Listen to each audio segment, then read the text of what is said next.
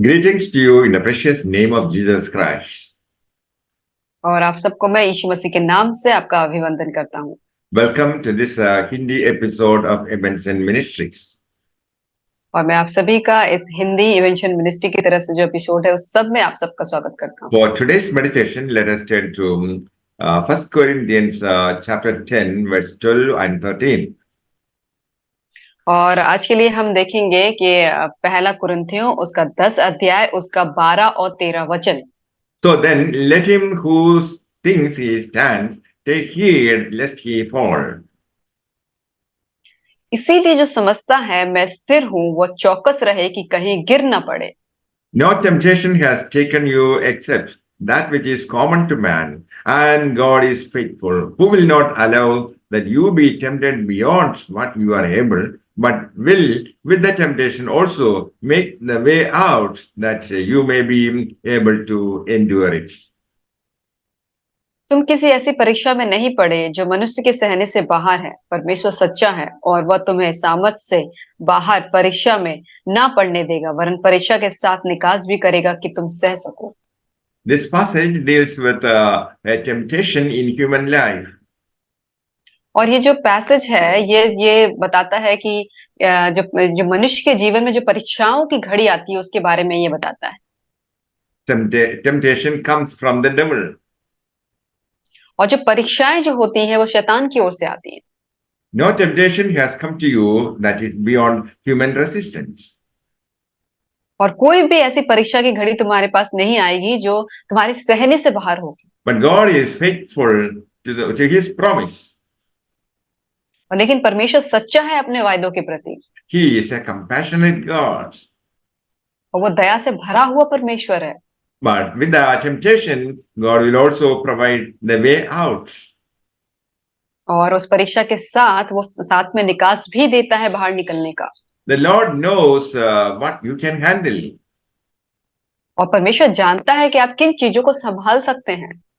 Jesus asked us to pray, Lord, lead us not to temptation. और जैसे कि यीशु मसीह ने हमें सिखाया है प्रार्थना करना कि परमेश्वर हमें परीक्षा में न डाल। The Lord doesn't lead us into temptation which we cannot bear. और परमेश्वर हमें कभी भी ऐसी परीक्षा में नहीं डालता जो हम बर्दाश्त ना कर सके। With every temptation, God shows us the way out. और हर परीक्षा के साथ परमेश्वर हमें एक मार्ग दिखाता है बाहर निकलने का। We can learn from the example of the people of Israel. और हम जो इजराइल के लोग हैं उनके उदाहरण के तौर पे हम उनको देख के समझ सकते हैं। They tempted and tried the patience of the Lord. और उन्होंने वो परीक्षा में वो पढ़े और परमेश्वर का जो सब्र है उसको उन्होंने देखा। Saying, is the Lord among us or not? और वो लोग ये कहते थे कि यह परमेश्वर हमारे बीच में है या नहीं है। Let anyone who thinks that he stands take heed that lest he fall into sin. इसीलिए जो समझता है कि मैं स्थिर हूं वो चौकस रहे कि कहीं पाप में गिर ना जाए। Our standing depends on our faith, union with God, and steadfastness in prayer. और जो हमारा जो विश्वास जो हमारी जो खड़ाई है जहाँ पे हम खड़े रहते हैं वो परमेश्वर के ऊपर हमारा कितना विश्वास है, हमारी प्रार्थना में कितनी दृढ़ता है उस सब पर निर्भर करता है। That is the way of escape God provides. और यही वो तरीका है बाहर निकलने का जो परमेश्वर हमको देता है।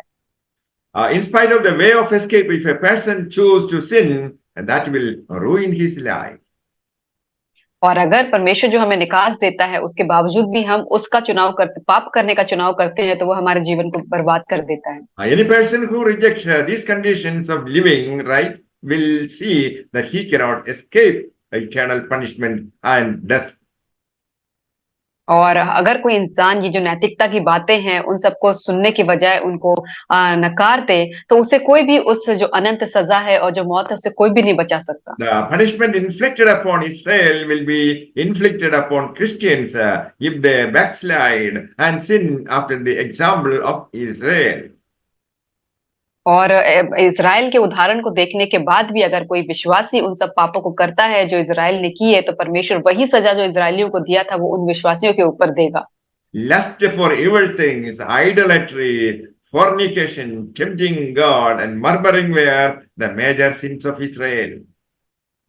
बुराई की लालसा करना, मूर्ति पूजा, व्यभिचार, प्रभु की परीक्षा करना, शिकायत करना, ये सब जो थे वो इज़राइल के मुख्य पाप थे।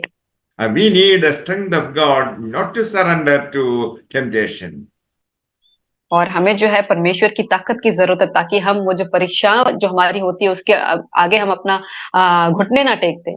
But God permits trials and tests to strengthen our faith. और परमेश्वर जो है उन सब परीक्षा की घड़ी को हमारे जीवन में लाने देता है ताकि वो हमारे विश्वास को और मजबूत कर सके। We can resist devil and his temptation by the word of God and the blood of Jesus Christ and prayer. और हम जो है जो शैतान हमारे जीवन में परीक्षा लाता है उससे हम बचाव कर सकते हैं परमेश्वर के ऊपर विश्वास करके, परमेश्वर के लहू से और पवित्र आत्मा के जरिए। John Bunyan says when the believer reaches total despair for his life, despair whether God loves him and cares for him, despair in the battle of sin, he turns to the promise of God. और John banyan ये कहते हैं कि अगर कोई भी इंसान जो होता है पूरी निराशा की घड़ी में चला जाता है और उस अपने जो पाप का जो युद्ध है उसकी निराशा में चला जाता है, उसे कुछ भी दिखाई नहीं देता है, तो उस वक्त जो वो इंसान जो होता है परमेश्वर के वायदे की तरफ मुड़ता है। The promise is that in every temptation there is a way of escape and God will provide that way. और वो वादा ये है कि हर एक परीक्षा की घड़ी के साथ वो निकास भी देता है और वो निकास है परमेश्वर। May the Lord bless you all with these words. Amen. परमेश्वर आप सबको इन वचनों के द्वारा आशीष करे। आमीन।